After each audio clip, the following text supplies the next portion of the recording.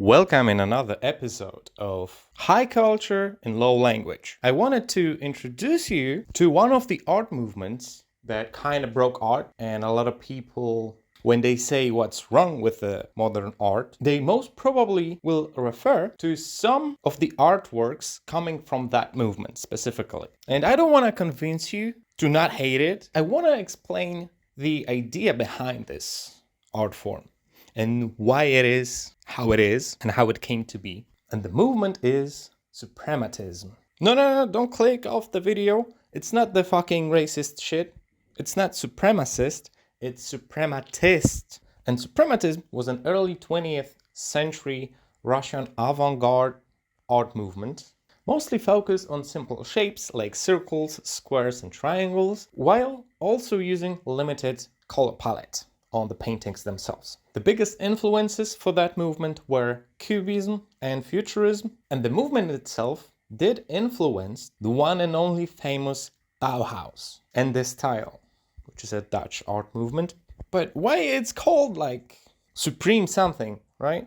And the best description of it was from the father of the movement, Kazimir Malevich, which has stated that suprematism is the supremacy of pure artistic feeling rather than showing objects. All right, so the movement kind of attacks old arts in a way, because main premises is that people were painting like landscapes, portraits, stuff like that for ages. And now there's new century, new way of thinking. They have to do a revolution on every fucking thing, because it's early 20th century, right? And they were like, yeah, fuck them representative stuff. We want pure art form. We want pure aesthetics. We don't want just to represent already existing objects that have been represented for hundreds of years before us.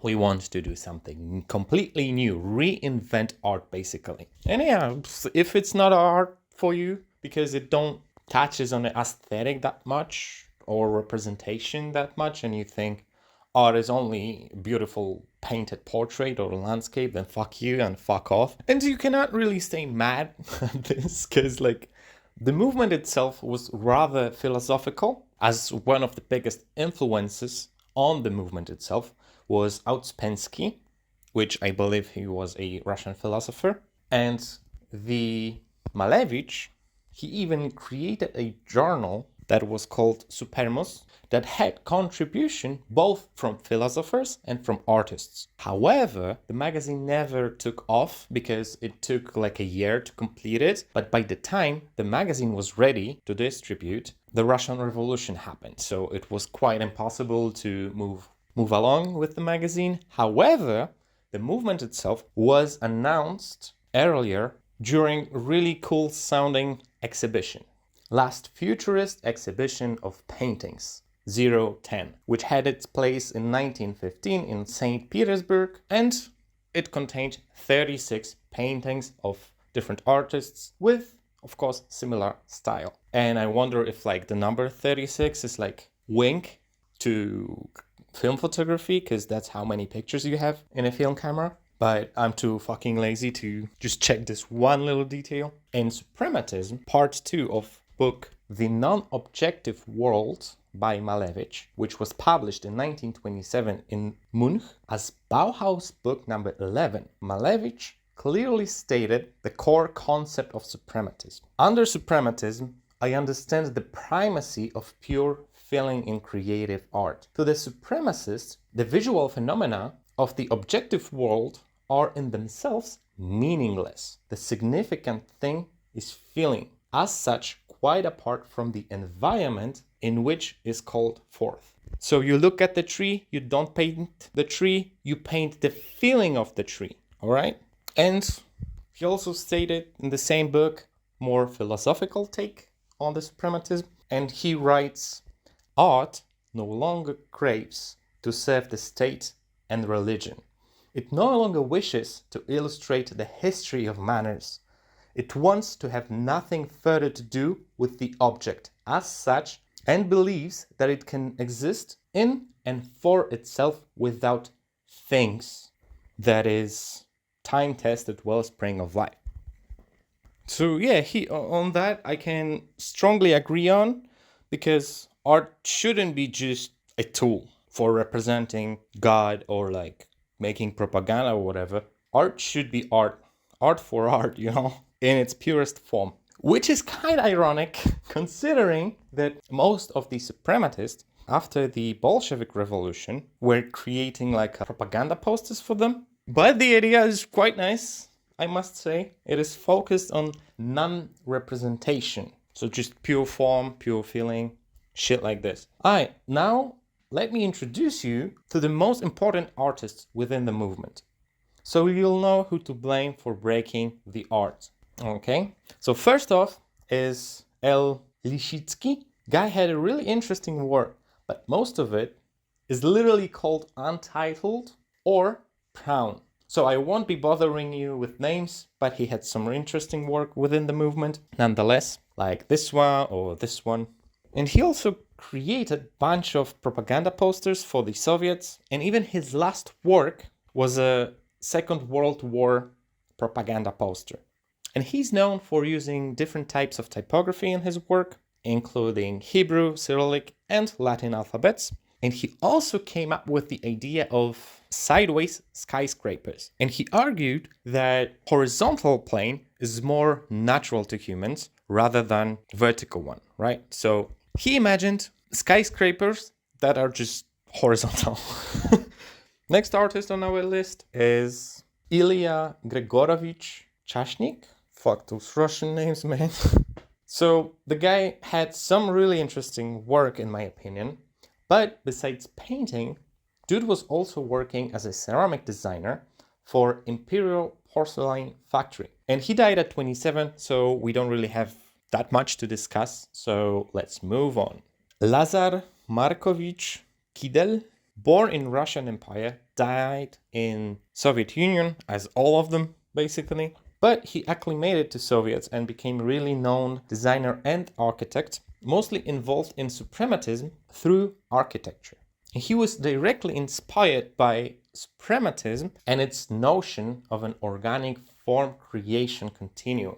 And he explored new philosophical, scientific, and technological futuristic approaches and proposed innovative solutions to create new urban environments, where people would live in harmony with nature and would be protected from man-made and natural disasters. In the mid-20th century, he created a bunch of projects of the futurist cities, such as City on the Poles, Garden City, Air City, all type of cities, and even cities on the water. Like, the dude would be game designing 100%. Next, Alexandra Alexandrova Grigorovich. She was a French-Russian designer. She was a painter, graphic designer, stage designer, costume designer, all kinds of designers. But she did so much in her life that she briefly touched on suprematism. And because she was all of avant-garde, and she was even a major influence for Art Deco movement. She was really interesting one. Just go give her a read. I just wanted to mention her briefly, as she briefly touched on suprematism, but I think she's a great artist and you should read some about it. Another key figure that had more to do with suprematism this time was Lyubov Sergeyevna Popova. Fuck, these names are difficult as fuck. But the Lyubov was a Russian avant-garde artist as well, painter, and a designer, involved in Cubofuturism, constructivism, and, of course, suprematism.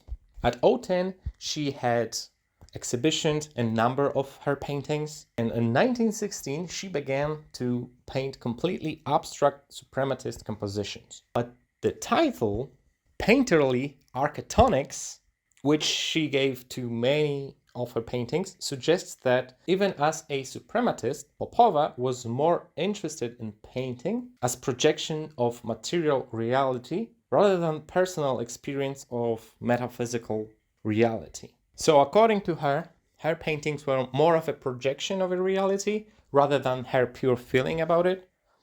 But we're in suprematism, we're into weird shit, okay? Another one is Sergei Yakovlevich Senkin. He was a Russian artist, photographer, and illustrator. And he creates multiple suprematist compositions, but he's also known for his propaganda posters for Soviet Union. And finally, creme de la creme, Kazimir Malevich, a guy that came up with the whole movement. So he was the oldest of the bunch, born in 1879, and he was also Russian avant-garde artist and 100% definitely a philosopher. He was born in Kiev, back then Russian Empire, to a Polish family. So I guess the guy was as Slavic as it gets. And he was involved in Impressionism, Fauvism, Symbolism, Cubism, and that eventually led to creation of the suprematism.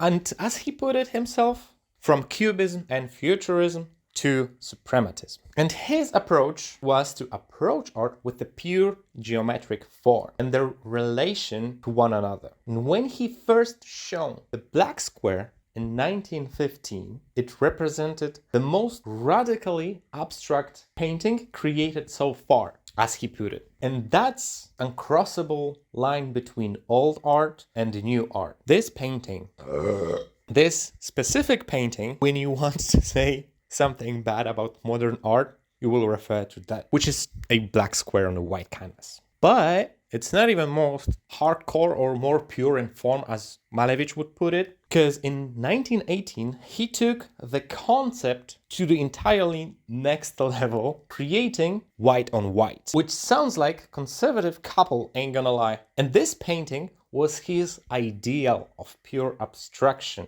and its logical conclusion. So white on white is logical conclusion in terms of pure form of abstract art, I guess. But the fact that the guy basically reinvented abstract painting gave him recognition in the art world. And in 1927, he had his first abroad exhibition in Hotel Polonia Palace. And from there, he went to Munich and Berlin. That just boosted his recognition. But while he was on the journey, he left most of those paintings behind him, as he had thought that Soviets will eventually ban avant-garde movement, and he was fucking right. And exactly that happened after this retard Stalin gained power. Because our handsome scumbag thought avant-garde is bourgeoisie, and I don't know, it cannot motivate people to work or starve or whatever the fuck you were doing in the Soviet Union. In autumn 1930, upon Malevich coming back to Russia, he was captured by KGB agents for an interrogation under the accusation of Polish espionage. Thankfully, he was released in late December, so he was there like 2-3 months. And sensation of an imprisoned man was created soon after he was released. Unfortunately, he had to adjust his work to the Bolsheviks, but he never gave up on suprematism though. As you can see in this autoportrait of him, that he signed it with a tiny black square on white square. And I really like it because it's like teeny tiny hidden fuck you to the communist suppression of art.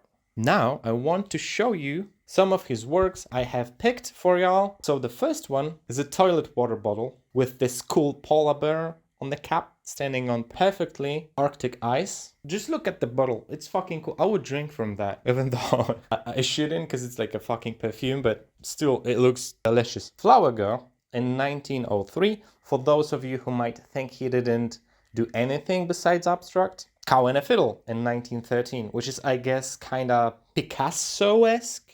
But here we can somewhat see real objects within the abstract composition. And I really like it because the name exactly describes what's on the painting. And I love me title like that. Speaking of perfect names, in 1915 he painted suprematist painting 8 red rectangulars, which consist of, 8 red rectangulars. While we speaking about red and interesting names, Red Square. Painterly realism of peasant woman in 2 dimensions, which I don't know, I guess it's technically true if 2D peasants are red. He's also known for his figures, which he created a bunch of, and one of his suprematist composition was sold in May 2018 in New York for over 85 million USD, and it holds a record price for Russian artwork. And he unfortunately died in 1935 of cancer, and his grave even had a black square embedded on it to memorize his reinvention of abstract painting. Tom was likely destroyed during the Second World War, but now it's a Tom with like a red square on it, which I guess it's favorite color of Leningrad, because fucking communists. And yeah, that's another like sad fucking story about really great movement that kind of faded away because of the politics. They really hated any experimental art, and only art was social realism, which was shit. And fuck you for ruining the art, and fuck you for killing so many people and starving your own people to death. Like, what the actual fuck, dude? And if you communist, then just get the fuck out of here. I don't want you red bitches all over the place. Okay. So I hope you have a little bit more understanding now of the modern art and how it came to be. Maybe you don't hate it, maybe you hate it even more, but either way, they did their job. It was supposed to make you feel something. And if you're angry at it, hell yeah, it's fucking working, idiot. And yeah, abstract good, communism bad.